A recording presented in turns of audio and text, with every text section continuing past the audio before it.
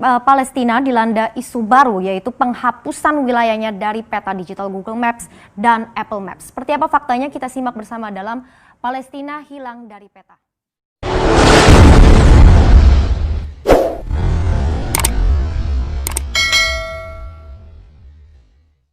Orang berpikir heran, apa yang mereka kejar ke Palestina? Andai ada orang ingin merebut Irak, masuk akal. Merebut Irak karena banyak sumur-sumur minyak. Andai ada mau ekspansi ke Kuwait, masuk akal, karena sumur minyak di Kuwait banyak. Kenapa kembali ke Palestina? Ada apa? Tanah yang tandus, tanah yang kering kerontang. Mereka ingin membuat sebuah negara dengan keyakinan akan turun Mesias, sang juru selamat yang dijanjikan oleh Tuhan, dengan syarat orang-orang Yahudi mesti kembali ke negeri yang dijanjikan Tuhan. Yang kedua, Mesias sedang menunggu. Mesias melihat ke bawah. Kalau dia tengok di bawah masih banyak gurun pasir, dia tidak mau turun. Dia ingin melihat hijau. Kalau sudah dibentang karpet hijau, baru dia turun ke bawah. Maka yang dimaksud dengan hijau itu adalah ditanami tanaman-tanaman hijau, penghijauan yang luar biasa. Dan ketika Israel masuk ke Palestina, mereka ambil tanah itu, mereka hancurkan rumah orang Islam, mereka buat tembok panjang. Penjara terbesar dan terpanjang di dunia adalah Palestina. Mereka kurung orang Palestina. Mereka buat tembok beton yang tinggi, panjangnya 700 km lebih. Dari Pekanbaru kita lihat, Anda menuju Medan Sumatera Utara 600 km. Mereka membuat tembok tinggi 700 km.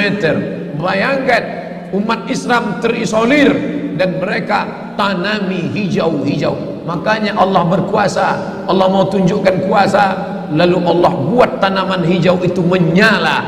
Dalam pokok yang hijau itu menyala beberapa bulan yang lalu. Heran orang, Allah mau menunjukkan kekuasaannya. Kalian tidak mau tolong Palestina, aku yang akan menolongnya. Tanaman yang hijau yang mereka tanam itu tiba-tiba terbakar.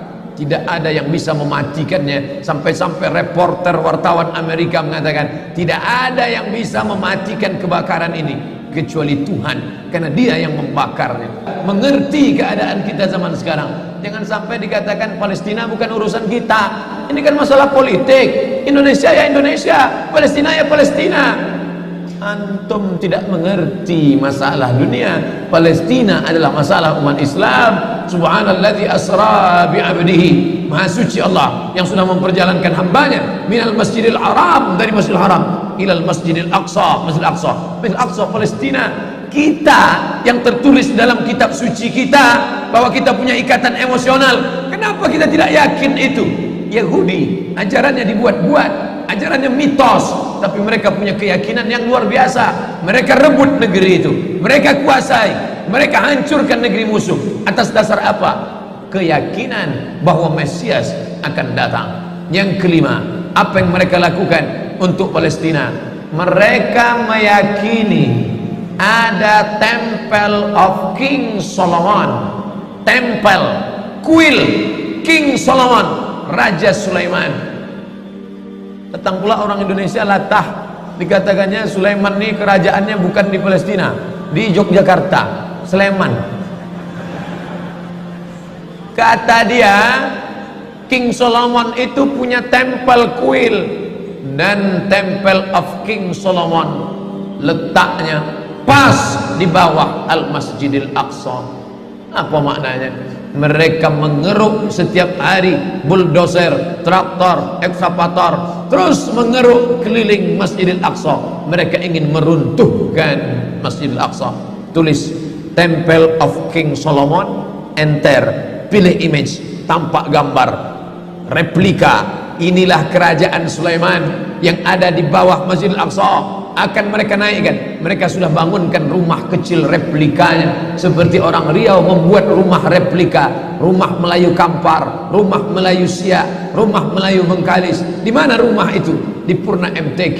Anak-anak kita kalau mau tahu bagaimana rumah Melayu Kampar, bagaimana rumah Melayu Siak, bagaimana rumah Melayu Pelalawan, pergi ke sana.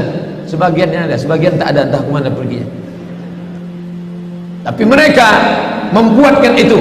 Inilah dia replika kerajaan Temple of King Solomon. Artinya apa? Mereka ingin menghancurkan Al-Masjidil Aqsa berkeping, sampai akhirnya disitulah nanti kemarahan umat Islam. Entah marah entah tidak, melihat gayanya tak marah.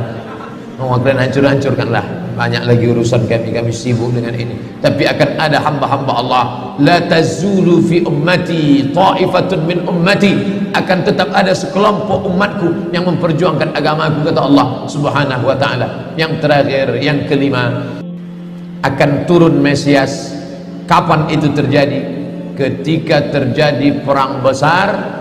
Sebetulnya dalam agama Islam sudah dituliskan yang dimaksud dengan Mesias itu siapa.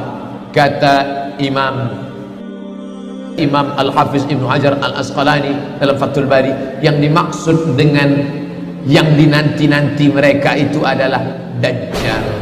Dajjal itulah sesungguhnya